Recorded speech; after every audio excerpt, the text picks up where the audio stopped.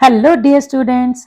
जैसा कि आपको पता ही है, हमने लास्ट कुछ वीडियोस में प्री बोर्ड का क्वेश्चन पेपर जो है उसका सॉल्यूशन स्टार्ट किया था, जिसमें मैंने आपको ग्रामर करवा दिया है और लेटर राइटिंग के दोनों क्वेश्चंस बहुत अच्छे से एक्सप्लेन कर दिए हैं। ठीक है, आई होप आपको उन वीडियो से काफी हेल्प मिली होगी। अगर अभी तक आपने वो वीडियोस नहीं देखी हैं तो पहले आप उन वीडियोस को देख सकते हो, क्योंकि उसमें complaint letter, letter to the editor, ये दो इंपॉर्टेंट टॉपिक्स कवर हुए हैं और इसके अलावा हमने ग्रामर का सॉल्यूशन किया था। और आज हम उससे भी ज्यादा एक इंपॉर्टेंट टॉपिक कवर करने वाले हैं, जो कि है एनालिटिकल पैराग्राफ। ठीक है, एनालिटिकल पैराग्राफ जो है वो आपका 5 मार्क्स का आता है, जैसा कि आप स्क्रीन पे देख रहे हो। 5 मार्क्स का क्वेश्चन है और इसके अंदर आपको जो है डाटा दिया जाता है, आपको उसी जो डाटा को मतलब एक्सप्लेन करना होता है, उसी के बारे में बताना होता है। ठीक है, इसके बारे में मैं अभी आपको डिटेल में बताऊंगी। तो आज हम जो करने वाले हैं वो क्या है, एनालिटिकल पैराग्राफ, जो कि आपका क्वेश्चन नंबर 5 है। हम उसका ए पार्ट आज करेंगे और बी में आपको कल करवाऊंगी, क्योंकि आज की वीडियो थोड़ी सी लंबी हो जाएगी, क्योंकि बताऊंगी कि एनालिटिकल पैराग्राफ लिखते कैसे हैं और उसमें क्या क्या चीजों का ध्यान रखा जाता है। ठीक है, और कल जो है हम नेक्स्ट क्वेश्चन करेंगे, जिससे हमारी प्रैक्टिस भी हो जाएगी और साथ साथ हमारा जो प्री बोर्ड का क्वेश्चन पेपर है वो भी सॉल्व होता जा रहा है। ठीक है, तो चलिए स्टार्ट करते हैं आज का टॉपिक। सबसे पहले तो आप क्वेश्चन ध्यान से पढ़ो। क्या है, attempt any one from A and B, मतलब आपको दो जो है क्वेश्चन आएंगे एनालिटिकल पैराग्राफ में, जिसमें से आपको एक करना होगा। तो सबसे पहले दोनों क्वेश्चंस को ध्यान से पढ़ना होता है और उसके बाद आपको ये देखना होता है कि आपको सबसे ज्यादा बेटर आप क्या लिख सकते हो। और एक मैं हमेशा अपने स्टूडेंट्स को बोलती हूँ कि भाई ये कसम खा के जाना घर से कि हम कोई भी क्वेश्चन छोड़कर नहीं आएंगे। मान लो आपको एनालिटिकल पैराग्राफ में कुछ नहीं आता, ठीक है, आपने कभी सुना भी नहीं, कभी देखा भी नहीं, लेकिन आपको वहां क्वेश्चन में जाके इतना पता चल रहा है कि भाई हमें जो पिक्चर या जो हमें डाटा दिया गया है, जैसे आपको सपोज करो कि कोई ऐसे चार्ट दे दिया, अब ये आप मैथ्स में भी पढ़ते हो। ठीक है, तो अब आपको इतना तो पता है कि इसके बेसिस पे हमें कुछ लिखना है, तो कम से कम आप उस क्वेश्चन को अटेम्प्ट जरूर करके आओ।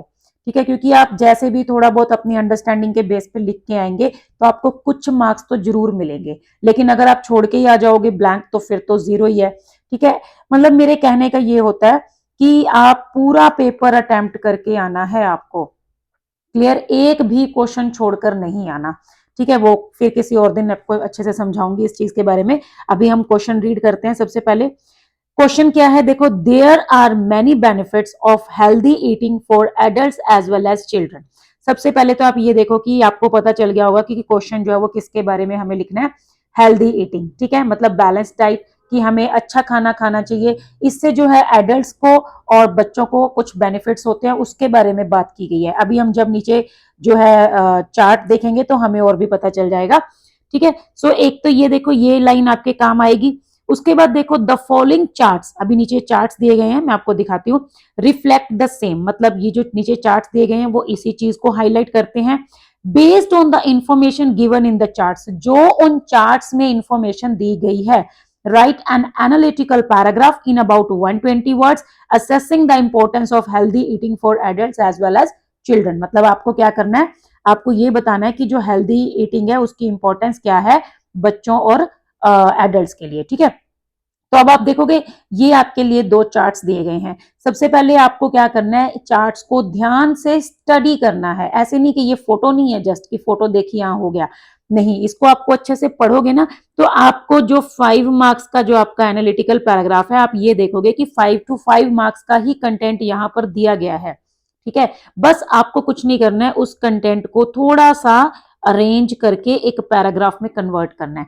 सबसे पहले हम इस चार्ट को स्टडी करेंगे। चार्ट क्या है, बेनिफिट्स ऑफ हेल्दी ईटिंग। ठीक है, दोनों में टाइटल सेम है, बेनिफिट्स ऑफ हेल्दी ईटिंग। ये है फॉर एडल्ट्स और ये है फॉर चिल्ड्रन। अब आपको क्या करना है, आपको ये देखना है कि दोनों में कॉमन ही पॉइंट्स हैं या दोनों में कुछ अलग भी हैं। आप ध्यान से जब देखोगे ना चार्ट को तो आपको कुछ कॉमन भी मिलेंगे और कुछ जो है वो ऐसे भी मिलेंगे जो सिर्फ एडल्ट्स में या चिल्ड्रन में ही होगा। ठीक है, अभी देखिए, सबसे पहले ये क्या है, may help you live longer. ठीक है, आपकी एज जो स्पैन है उसको इंक्रीज करता है। Then keep skin, teeth and eyes healthy, supports muscles, boost immunity, strengthens bone. ठीक है, बोन्स। अब इधर इधर आप देखोगे, keeps skin, teeth and eyes healthy. अब देखो ये दोनों में कॉमन आ गया है ना, मतलब दोनों के लिए ही ये इंपॉर्टेंट है। मतलब हेल्दी ईटिंग से दोनों ही, एडल्ट हो चाहे चिल्ड्रन हो, दोनों को ही ये वाला बेनिफिट होता है। उसके अलावा देखोगे आप सपोर्ट्स मसल्स, ये भी दोनों के लिए है। उसके बाद ये स्ट्रेंथन बोन्स, ये भी है। बूस्ट इम्यूनिटी, ये आप इधर देखोगे, ये रहा इधर बच्चों के लिए भी आ गया। तो आपको देखने को मिल रहा है कि ज्यादातर पॉइंट्स जो है वो कॉमन ही है, लेकिन फिर भी हमें सारे पॉइंट्स देखने हैं कि कुछ अलग है। उसके बाद देखो ये है helps achieve and maintain a healthy wait, ठीक है। उसके बाद इधर देखोगे आप lowers risk of heart disease, type 2 diabetes and some cancers. अब ये जो है ये एडल्ट्स के लिए है सिर्फ, ये आप पॉइंट देखोगे ये बच्चों में नहीं दिया गया है। तो ये पॉइंट हम सिर्फ एडल्ट्स के लिए जो है जब लिखेंगे उसमें हम यूज करेंगे। उसके बाद आप ये देखो supports healthy pregnancies and breast feeding. अब ये भी एडल्ट्स में ही होता है, ये बच्चों के लिए तो होगा नहीं, कॉमन सी बात, मतलब कॉमन सेंस की बात है ना। तो ये भी एडल्ट में चला गया। Help the digestive system function, then helps achieve and maintain a healthy weight. अब देखो ये हेल्दी वेट वाला पॉइंट जो है ये भी दोनों में कॉमन आ गया, और हेल्प्स द डाइजेस्टिव सिस्टम, ये भी दोनों में कॉमन आ गया। अब इधर बच्चों वाले में आप देखेंगे एक तो आ गया ब्रेन डेवलपमेंट जो सिर्फ चिल्ड्रन के लिए दिया गया है, और एक आ गया सपोर्ट्स हेल्दी ग्रोथ, ठीक है, क्योंकि बच्चों में ग्रोथ होती है, एडल्ट में डेवलपमेंट होता है, ठीक है। ग्रोथ और मतलब डेवलपमेंट दो चीजें होती हैं। पहले हमारी ग्रोथ होती है, जैसे कि हमारी हाइट बढ़ती है, वेट बढ़ता है, हमारी बॉडी में बहुत सारे चेंजेस आते हैं, ठीक है, तो वो बच्चों में होता देखने को मिलता है। जब हम एडल्ट हो जाते हैं, बड़े हो जाते हैं, तो हमारी जो मतलब बॉडी जो है वो डेवलप करती है, ना कि वो ग्रो करती है, लंबाई नहीं बढ़ती है हमारी, हाइट वेट वेट तो अप डाउन होता रहता है, लेकिन ऐसा नहीं होगा ना हाइट रुक जाती है जैसे, ठीक है। और भी बहुत सारी चीजें हैं जो बच्चों में चेंजेस देखने को मिलते हैं, हमारा जो बॉडी है वो फुली डेवलप्ड हो जाती है, ठीक है। तो ऐसे करके आपको क्या करना है, आपको अच्छा एक चीज यहाँ बता देती हूँ, आपको अपने व्यूज तो देने भी नहीं है, ठीक है। आप ये नहीं कहोगे कि according to me, in my opinion. तो ये पहले आपने चार्ट अच्छे से स्टडी किया, अब आपने ये देखा कि ये वाला पॉइंट्स एडल्ट के लिए था, ठीक है, ये भी एडल्ट के लिए था, ये दोनों हम एडल्ट वाले में लिखेंगे, ये दोनों हम बच्चों के लिए यूज करेंगे, और बाकी जो है ना वो सारे पॉइंट्स कॉमन है। तो उसमें हम क्या वर्ड यूज करेंगे, both, for both adult and children, for both adult and children, ऐसे करके, ठीक है। अब इन्हीं पॉइंट्स को हमें जो है वो अरेंज करना है, एक पैराग्राफ की फॉर्म में कन्वर्ट करना है, ठीक है। तो अभी हम चलते हैं दूसरी ऐप पे, वहां पे मैं आपको इसका सैंपल आंसर भी दिखाऊंगी, और साथ में आपको बताती हूँ कि एनालिटिकल पैराग्राफ लिखते कैसे हैं। तो ये आ गए हम दूसरी ऐप पे। यहां पर आप देखोगे what is an analytical paragraph. सबसे पहले तो आपको ये पता होना चाहिए कि एनालिटिकल पैराग्राफ का मतलब क्या है। पैराग्राफ राइटिंग तो हमने 9th में भी किया था, 8th में भी किया, लेकिन यहाँ पर एनालिटिकल पैराग्राफ है। एनालिटिकल मतलब किसी इंफॉर्मेशन को एनालाइज करना, ठीक है। जैसे आप देखोगे मान लो आपके अकॉर्डिंग चाहे जो भी हो, लेकिन अगर आपको डाटा में दे दिया कि मोबाइल यूज का जो है मतलब ऐसे आपको दे दिया कि वो बढ़ता जा रहा है, तो आपको उसको बढ़ने के ही ट्रेंड को बताना है, आपको नहीं बताना कि we should do this, we should be very careful, no, ठीक है। तो सबसे पहले देखो पैराग्राफ होता क्या है। Analytical paragraph is a piece of writing that analyse given data logically and presents in a structured way, ठीक है। इसमें आपको कोई चार्ट, ग्राफ, टेबल या फैक्ट्स मिलेंगे, क्लियर। आपको उसी को बस बताना है जो आपको चार्ट में दिया गया, चाहे वो गलत हो चाहे वो सही हो, वही आपको बताना है, ठीक है। आपको अपनी जो है मतलब नहीं बताना कि मैं क्या सोचता हूं। उसके बाद देखो पर्पस इसका क्या होता है, to interpret and explain information clearly, concisely and logically. जो भी इंफॉर्मेशन आपको दी गई है, ठीक है, उसको आपको क्लियरली और ब्रीफ और लॉजिकली उसको एक्सप्लेन करना है। की फीचर्स इसके क्या होते हैं, एक तो ये फैक्चुअल होता है, फैक्चुअल मतलब फैक्ट बेस्ड, ठीक है, जो आपको फैक्ट्स दिए गए हैं उसी के अकॉर्डिंग आपको लिखना है। ऑब्जेक्टिव, देखो ये आगे ना ऑब्जेक्टिव, नो पर्सनल ओपिनियंस, आपको अपने पर्सनल ओपिनियन नहीं देने।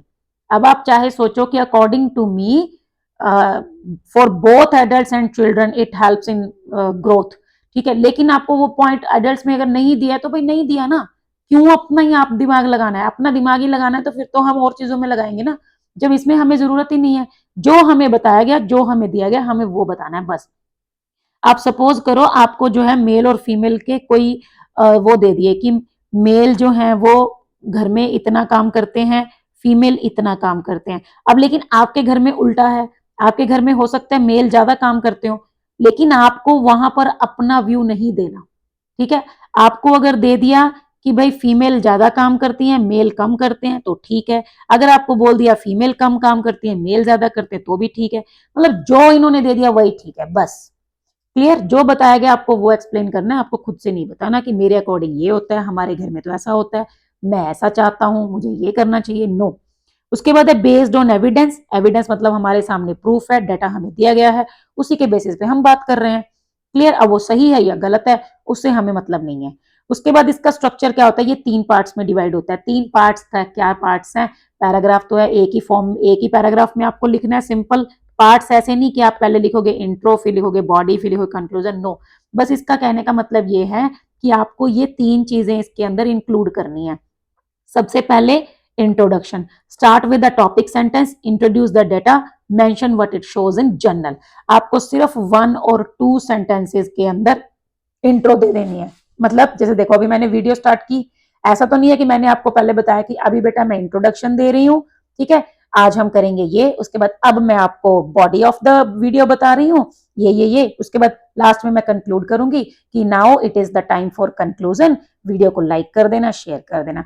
ऐसे नहीं बनाते हैं ना हम डायरेक्ट आपको शुरू करते हैं कि hello my dear students, today we are going to discuss this topic is very important. उसके बाद हम उस टॉपिक पे आ जाते हैं डायरेक्ट। फिर उसके बाद लास्ट में जैसे ही हमारी वीडियो खत्म होने वाली होती है, हम बोलते हैं, है ना, कि जैसे okay that's all for today's lesson and see you in the next class. I hope you like the video, I hope you understand the concept. ये सब कुछ हम ऐसे अलग अलग करके बताते नहीं है, लेकिन होता यही 3 पार्ट्स में है। पहले इंट्रोडक्शन होती है, फिर बॉडी ऑफ द वीडियो होता है और उसके बाद कंक्लूजन हो जाता है। तो ऐसे ही आपको करना है। आपको पहले 2 सेंटेंस ऐसे लिखने हैं जिसमें आप इंट्रोड्यूस करोगे कि आपके सामने क्या है और उसने क्या प्रेजेंट किया हुआ है, ठीक है। जैसे अभी हमारे सामने क्या था, चार्ट्स थे, और वो क्या प्रेजेंट कर रहे थे, benefits of healthy eating for adults and children, ठीक है। ये हो गया हमारा इंट्रोडक्शन। उसके बाद बॉडी के अंदर क्या करना है, हमें पूरा एक्सप्लेन करना है। अभी जैसे मैं पूरा वीडियो का कंटेंट एक्सप्लेन कर रही हूँ, describe key features, trends, comparisons, use linking words, moreover, however, whereas, in contrast, similarly, ये सारे वर्ड्स को आपको यूज करना है। मतलब जरूरी नहीं है, अकॉर्डिंग टू द कंटेंट, ठीक है। उसके बाद be clear, precise and avoid repetition, बार बार रिपीट नहीं करना। क्लियर?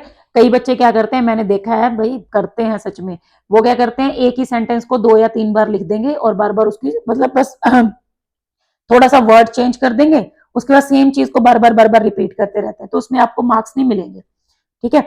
आपको क्या करना है मतलब रिपीटेशन को कम करना है और अलग अलग फैक्ट्स को कवर करना है। उसके बाद लास्ट में आपको सिर्फ एक सेंटेंस के अंदर आपको कंक्लूजन दे देना है। End with the concluding sentence, summarise the main trend और हाईलाइट द ओवरऑल इनसाइट, ठीक है। लास्ट में आपको बस सिंपल जो है, जो उसमें हाईलाइट हो रहा है, मेन पॉइंट क्या है, वो आपको बस बताना है। जैसे देखो, एक सिंपल सा एग्जांपल दे देती हूँ। मान लो मैंने कोई वीडियो अपलोड की, ठीक है, देखो हम यूट्यूब से रिलेटेड ही बात करते हैं।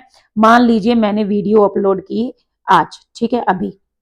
अब स्टार्टिंग में क्या हुआ, उस वीडियो में एकदम से व्यूज बहुत ज्यादा आए, उसके बाद वो थोड़ा सा व्यूज कम होते गए, उसके बाद वो डिक्लाइन हो गए, ठीक है, और फिर मान लो वो बिल्कुल खत्म हो गए, मतलब बिल्कुल डाउन चले गए। अब आपको क्या करना है, आपको इसी चीज को बताना है।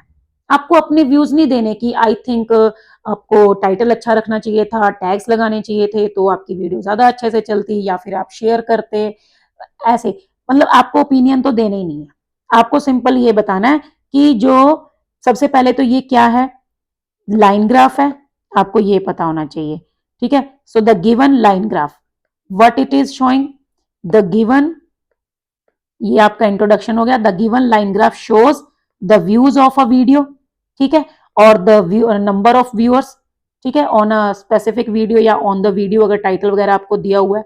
उसके बाद आपको क्या करना है, आपको इसके ट्रेंड को बताना है, एक्सप्लेन करना है कि in the beginning, okay, the number of viewers that were increasing rapidly, after that there was a slow increase, and then इस पॉइंट पे आके यहाँ पर कोई टाइम वगैरह आपको दिया होगा कि मान लो मैंने 11 बजे वीडियो अपलोड की, है ना, 1 बजे तक बहुत फास्ट व्यू आए, 2 बजे तक थोड़े कम व्यू आए, 2 बजे के बाद जाके डिक्लाइन होना शुरू हो गया, ठीक है। तो आप बताएंगे कि after 2 o'clock the number of viewers start declining and then there was a rapid decline, and at what time it becomes 0 और नो व्यूज, ऐसे करके आपको जो है बताना है। ठीक है, इस चीज को आपको दिखाना है। और लास्ट में जो कंक्लूडिंग लाइन आप बताते हो उसमें आपको सिंपल बस ये बताना है कि in the end or in a nutshell we can say that in the beginning the performance of the video was good but after 2 o'clock it starts it goes down। ठीक है, बस फिर वो डाउन हो गई। तो ये आपको एक लाइन के अंदर फिर एंड करना है। तो ये तो था एक जनरल सा एग्जांपल। अभी हम जो है जो हमारा चार्ट था उस पर बात करेंगे, लेकिन उससे पहले आपके लिए कुछ राइटिंग टिप्स हैं। टिप्स में क्या है, सबसे पहले तो है ऑलवेज स्टिक टू फैक्ट्स। बच्चे हमेशा ये गलती करते हैं, वो क्या करते हैं, वो अपने ओपिनियन देने की इतनी गंदी आदत है ना सबकी, अपनी ओपिनियन हम बीच में ऐड कर ही देंगे अकॉर्डिंग टू मी या वी शुड। तो मैं बच्चों को हमेशा बोलती हूँ कि भाई इसमें तुम ऐसे हो जाओ कि तुम्हें कुछ नहीं पता, जो बताया गया बस वो आपको बताना है, आपको नहीं कुछ भी पता। ठीक है, सही है या गलत है। सो जो फैक्ट्स आपको दिए गए हैं आपको उनके ऊपर बिल्कुल स्टक होके रहना है, उन्हीं फैक्ट्स को आपको एक्सप्लेन करना है। उसके बाद मेंटेन अ फॉर्मल टोन, ज्यादा इनफॉर्मल नहीं होना है। ठीक है, अपनी पर्सनल एक्सपीरियंस पर्सनल फीलिंग्स वो आपको शेयर नहीं करनी है, सिंपल आपको फॉर्मली बात करनी है।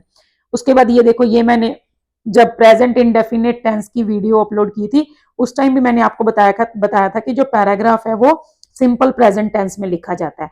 सो यूज द प्रेजेंट टेंस। ठीक है, प्रेजेंट टेंस, अब देखो प्रेजेंट टेंस सुनते ही दिमाग में क्या आना चाहिए कि इसमें हम क्या यूज करेंगे, या तो फर्स्ट फॉर्म या फिर फर्स्ट फॉर्म प्लस एस और ई एस। अगर सब्जेक्ट प्लूरल है तो फर्स्ट फॉर्म, सिंगुलर है तो एस और ई एस लगाएंगे।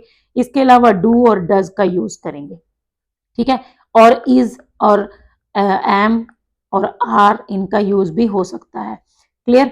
तो कहने का मतलब ये है कि ये चीज आपके दिमाग में होनी चाहिए, पास्ट में मत लिखना, सेकंड फॉर्म मत लगाना। ठीक है, use the present tense as graphs and data are usually timeless, मतलब ये जनरल बात करते हैं, ये पास्ट या फ्यूचर ऐसे नहीं बताते। उसके बाद avoid long and complex sentences, ये तो वैसे हो नहीं पाता बच्चों से, वो तो बेचारे खुद ही छोटे छोटे सेंटेंस बनाते हैं। लेकिन अगर आपको लगता है कि आप एक ही लाइन में पूरा वो कवर करने की कोशिश मत करना, छोटे छोटे सेंटेंसेस बनाओ बढ़िया बढ़िया से। उसके बाद stick to the word limit, भाई प्लीज ये सबसे इंपॉर्टेंट पॉइंट है। तुम्हें पता नहीं क्यों लिखते वक्त पता ही नहीं चलता, शुरू करते हो एक पेज से दूसरे पेज तक चलते जा रहे हो चलते जा रहे हो चलते जा रहे हो, जब एग्जामिनर को चेक करना होता है ना उसको देख के चक्कर आ जाते हैं। फिर ऊपर से होता क्या है कि उसके अंदर होता भी कुछ नहीं है, कंटेंट के नाम पे भी जीरो, लेकिन लेंथ इतनी बढ़ा देते हो कि हाँ बस ऐसा लगता है तुम्हें कि भाई लिखते वक्त हमने ज्यादा लिख दिया, शीट अलग से सप्लीमेंट्री शीट्स ले ली, that means we are doing very good. But भाई उसके अंदर क्वालिटी भी तो होनी चाहिए ना, not only the quantity, quality also matter.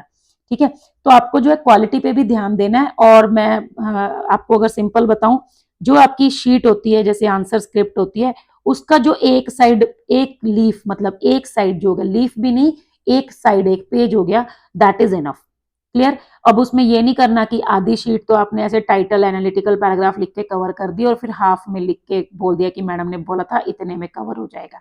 नहीं, आप ऊपर 2 लाइंस के अंदर लिखो एनालिटिकल पैराग्राफ, उसके बाद बस इतने के अंदर कवर करो और मार्जिन लाइंस जरूर लगाओ। ठीक है, ये मैं आपको एक सैंपल दिखा दूंगी किस टाइप से पेपर लिखते हैं।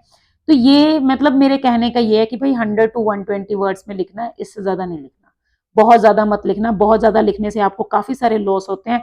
एक तो आपका टाइम लॉस होता है, दूसरा आप एग्जॉस्ट हो जाते हो, थक जाते हो, फिर इंप्रेशन भी डाउन होता है और आपके मार्क्स भी अच्छे नहीं आते। ठीक है, अब हम चल रहे हैं सैंपल आंसर पे, जो अभी हमने चार्ट्स देखे उनके बेसिस पे। ठीक है, तो यहाँ पर देखो सबसे पहले हमें करना क्या है, इंट्रोडक्शन, इंट्रोडक्टरी लाइन हो गई, ये सेंटेंस हो गया। The charts given here show benefits of healthy eating for adults as well as children. ये इतना तो आपको क्वेश्चन में ही मिल जाएगा। ठीक है, जो भी चीज दी गई है, अगर पाई चार्ट है तो पाई चार्ट, लाइन ग्राफ है तो लाइन ग्राफ, अगर कोई फोटो है तो द गिवन फोटो, अगर कोई मतलब क्या बोलते हैं उसको, टेबल दिया हुआ है तो टेबल, क्यू कार्ड है तो क्यू कार्ड, जो भी आपको क्वेश्चन में दिया हुआ है और वो क्या दिखा रहा है वो आपको क्वेश्चन में ही मिलेगा कि वो क्या दिखा रहा है। बस आपको फर्स्ट सेंटेंस तो ऐसे ही क्रिएट करना है, the charts given here show, क्या शो कर रहे हैं, benefits of healthy eating for adults as well as children. अब हमें उसको एक्सप्लेन करना, और आप देख रहे हो एक ही पैराग्राफ में किया गया, अलग अलग पैराग्राफ्स नहीं बनाने आपको। सबसे पहले क्या है, सबसे पहले हम एडल्ट्स वाला पॉइंट बताएंगे।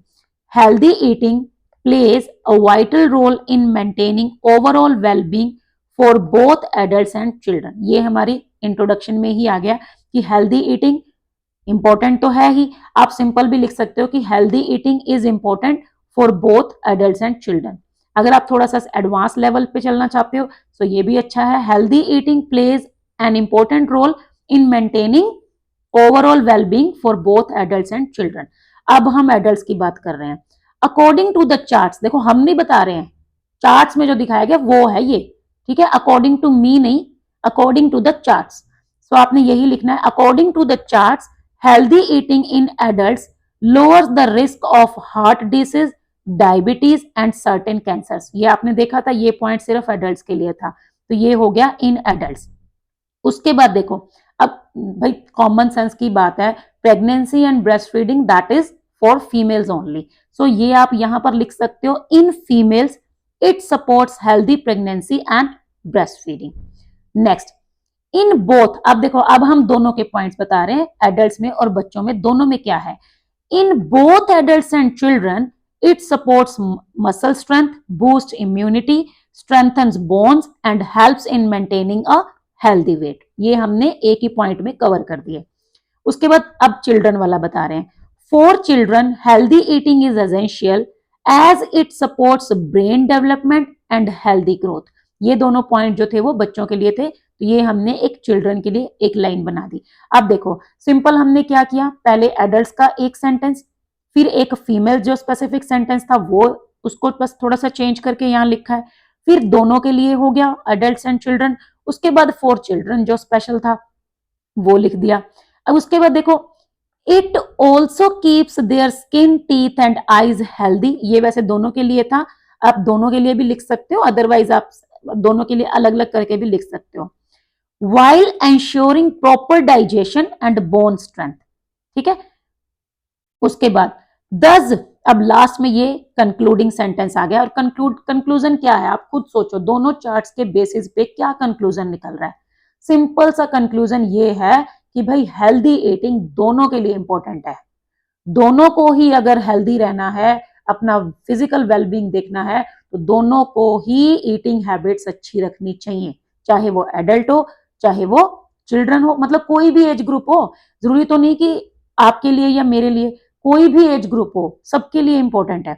सो अब हम कंक्लूजन दे रहे हैं, 10, या फिर आप लिख सकते हो इन अ नटशेल, और at the end we can say overall, ऐसे करके आप कोई भी वर्ड यूज कर सकते हो, ठीक है। सो 10, balanced nutrition is the foundation for a healthy body and mind, ensuring long-term physical and mental fitness for all age groups।